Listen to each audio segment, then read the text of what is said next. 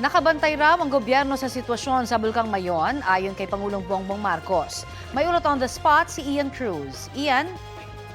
Yes, Connie, pinangunahan ni Pangulong Bongbong Marcos ang pamamahagi ng 200,000 aid sa 33 barangay ng General Trias dito sa Cavite. Bahagi ito ng programa ng administrasyon na bawat barangay makikinabang.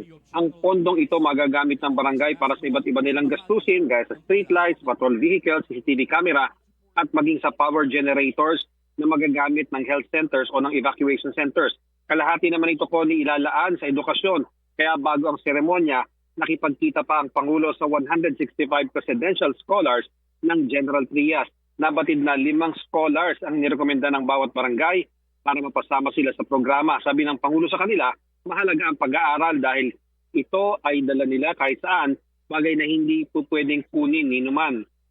Connie, karamihan sa kanila ay nasa 3rd year hanggang 4th year college na ngayon at namahagi rin ang Pangulo ng bigas sa 2,000 residente na nila ay malaking bagay ngayong mahal ang bilihin at bago naman ito ay pinangunahan ng Pangulo ang pagbubukas ng Calac subsection na 3 kanina.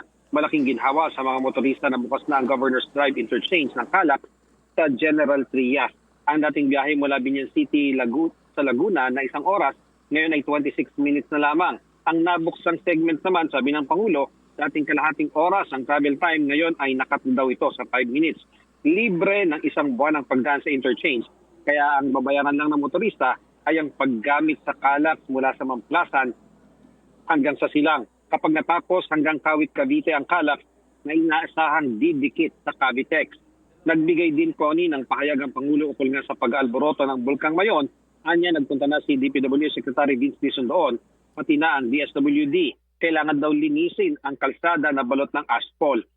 Makapagbubukas naman daw ang mga apektadong daan, lalo na yung mga major thoroughfares, wag lang ulit magbubuga ang bulkan. Tumutulong din daw ang DOH sa pamimigay ng face pack sa mga residente roon. Balik sa iyo, Connie. Maraming salamat, Ian Cruz.